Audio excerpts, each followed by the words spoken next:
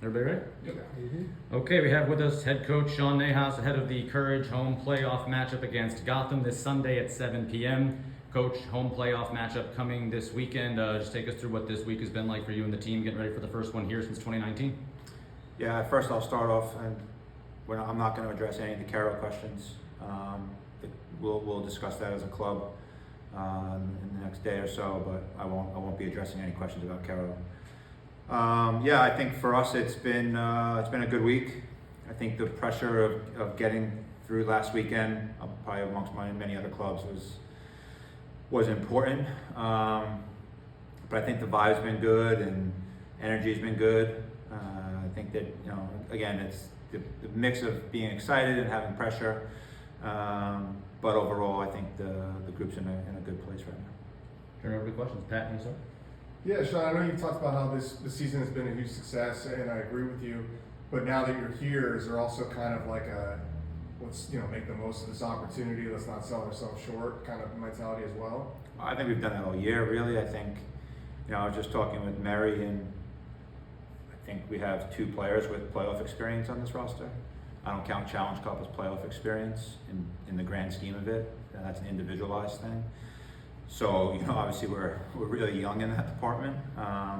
We have players that have played big game experience, but not necessarily NWSL playoff experience. So I think we have KK and Sully, Caitlin, and Casey, I think, I believe, I'm not sure. But, I think we just have to believe in what we've done all year and trust in the work we've put in all year, and understand that, we're not adding any pressure because there's a playoff game attached to it. We haven't done that all year, and I'm not going to change that now. That would make no sense. So, but I think we just have to stick true to who we are and hopefully put on a good performance, and as a result, get a good positive result. But yeah, nothing changes in terms of the workload or how we approach it. We've stayed consistent throughout the week, and the messaging, the videos, all that stuff. So nothing's changed. Who are a few of the players, I know the season isn't over, but who are a few of the players that have really stepped up or maybe shown you tremendous growth over the course of the season that have made this club so special? The team. I think the team has stepped up big time, especially when we lost our World Cup players. We had a lot of young players to step in, and I think we've definitely developed a good core and a good group. Obviously, there's always individual performances throughout the year, but I've stressed team all year, and I won't change now. I think, the one message I always tell players is if we take care of our individual responsibilities, then collectively we should be really, really good. And that's what I've stood by. And, obviously there's some players that have unique performances, and, the special players, the Carrolls of the world, and the Sullys, and, KK and Vox and Casey. But, you look at some of the other players on the roster. Tessa's had a great year. Britt's had a good year. Frankie has stepped in and given us good minutes. Rumi, Manaka, Mila, Rika, Ryan's been an absolute tremendous footballer this year.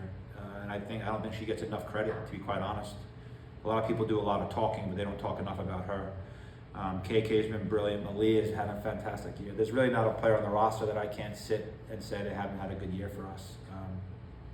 Following up on that, when you look back at the history this club made before the draft happened and when the draft happened, with all those first round draft picks, that really set you guys up and gave you guys a lot of star power, a lot of depth.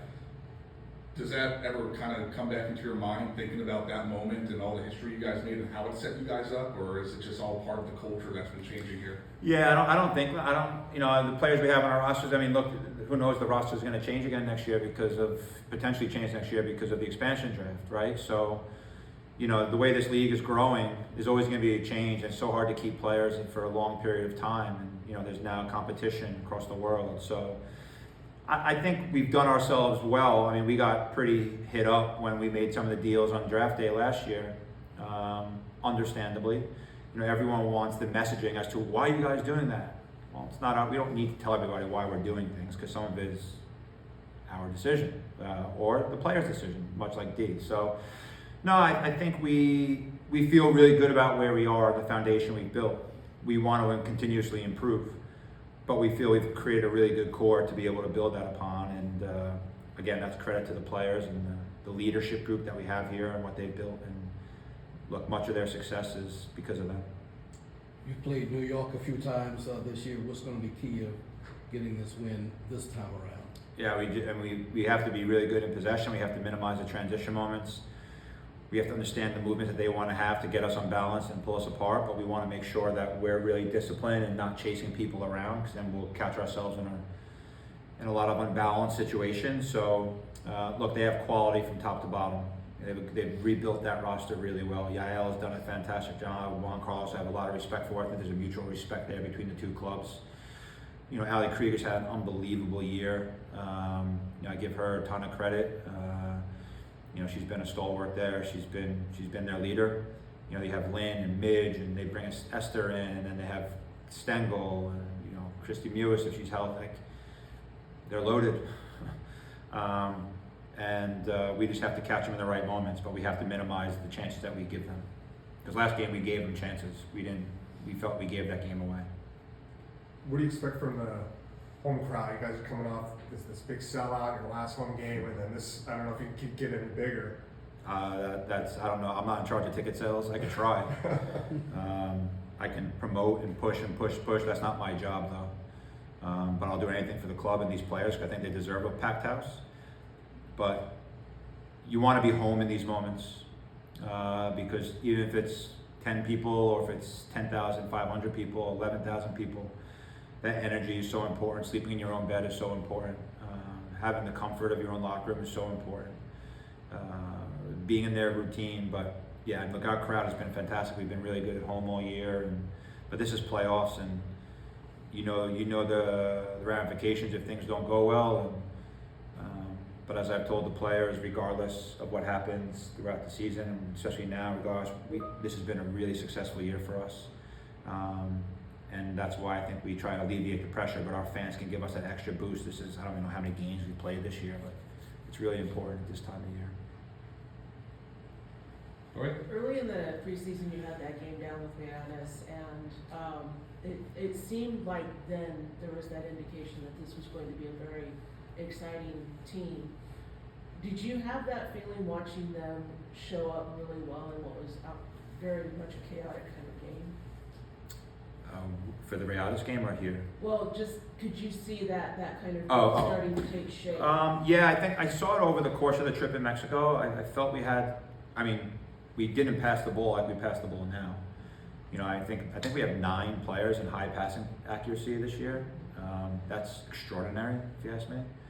But I felt that we knew it was going to take time. I think the Rayadas game, we started to see layers. You know, you guys obviously didn't see the game against Cruz Azul and Pumas, but I saw layers, but we were just building it there. You know, like Rumi met us in Mexico. Like she wasn't even here for the previous couple of weeks. So, but you could see that they were trying it and it was starting to work. And I mean, you remember, the goal we gave up against Rayadas was a pass back in our 6, and we were perfectly okay with it. Because we knew that that's what was going to have to happen. Did I think it was going to happen this quickly? No.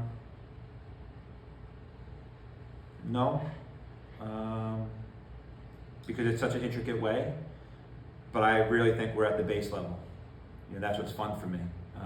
But again, the players have choices. They can decide to buy in, or they can say, this isn't working, we don't like this. And they all bought in, and it's pretty cool to see. And I think I heard KK say it one time, and she feels like she's learning something new every single day, and that's pretty cool to hear at this level, because you think at pros they know everything. But I knew in time we were going to get where we wanted to be, but I think to see where they are now, I went to Caitlin and said it to someone else yesterday. I walked over to him, I said, the evolution of this team is extraordinary. It's extraordinary. We do everything in small spaces, the possession is high. And that's so rewarding as a coach, just because I know how hard they work. They've been an unbelievable group to work with. I absolutely love this team. Absolutely love this team. They've given everything for us, and we've given everything for them, and I think that's what's made it really fun. So I'd be lying if I say I didn't see snippets. You would never know how fast it's going to hit.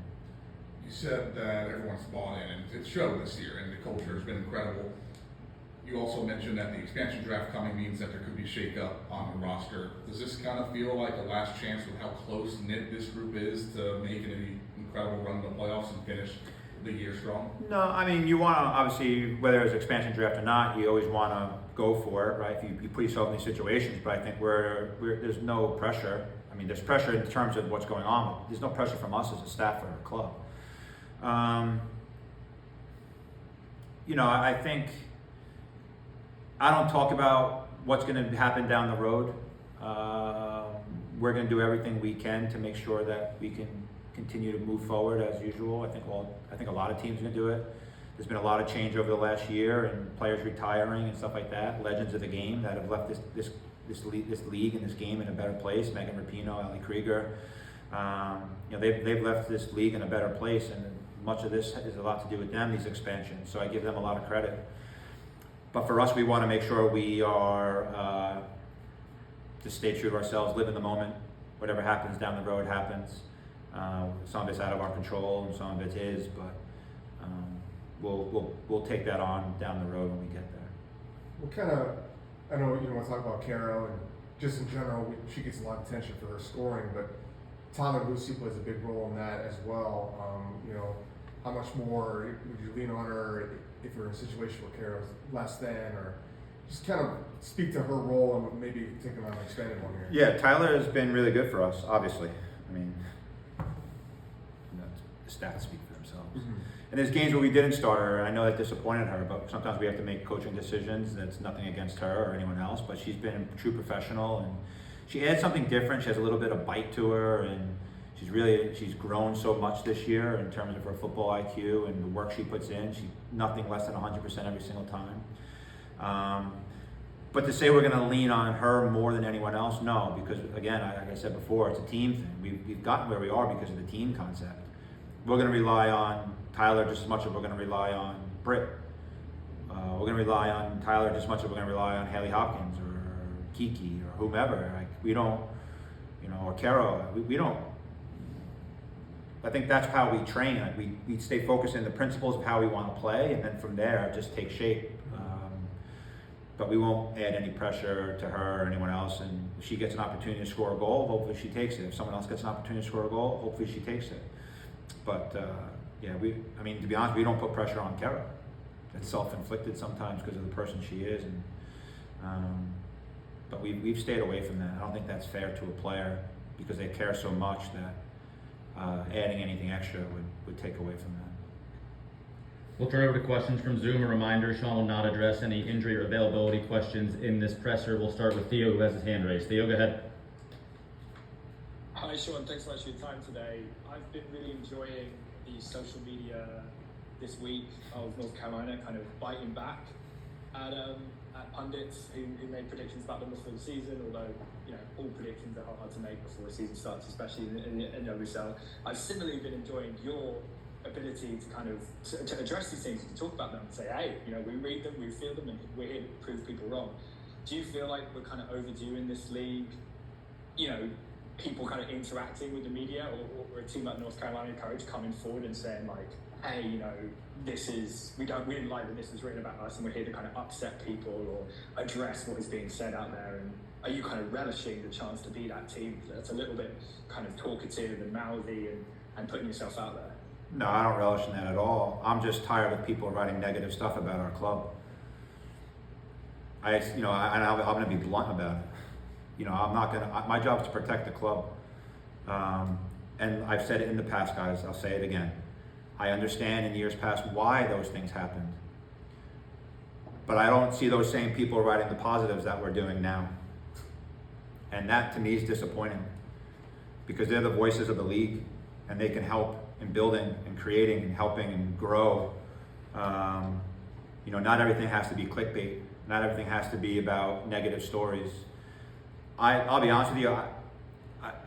Do I understand why people predicted us to be in last place? Yeah, 100% I do.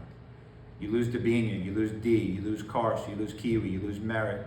Yeah, I can understand that. But I have only seen a couple of people write about the positives that we've had this year, and I've seen people not write at all. But yet they're on these pressers. And I don't know what people are looking for. I don't know if they're just looking for a negative story, for me to misstep or someone else to misstep. I'm not gonna do that. I'm a pretty honest guy. And I've been honest about the club since day one. I know the faults that we've had, but I would like to see people talk about us positively, because what the club is doing is positive. We're not the big market, I get it, but we're still a part of this league. And we have an obligation to, from a writer's perspective, to talk about the good things that are happening, because there are a lot. There's a lot of change in our front office for the positive. There's a lot of change in the locker room for the positive. There's a lot of change in how we play football for the positive, just as there are for a lot of clubs in this league. And every club deserves to be spoken positively about in the right moments, because they're working to make it right. And that's why I speak up when I speak up. But I will always protect my players. I will always protect the club. But I will also always speak up when I don't think we've done something right, as I have in the past. I'm a pretty open book. But I'm not doing anything to relish in the moment. I just find it funny how, at some point, I think it is what it is, and we're done with it. We're moving on, and we're gonna put on a good performance on Sunday. But I would like to see us spoken about a little bit more positively sometimes. Any other questions via Zoom? Anyone else in the room? Awesome, Sean. Thank you. Gracias. See you on Sunday. Appreciate it, Sean.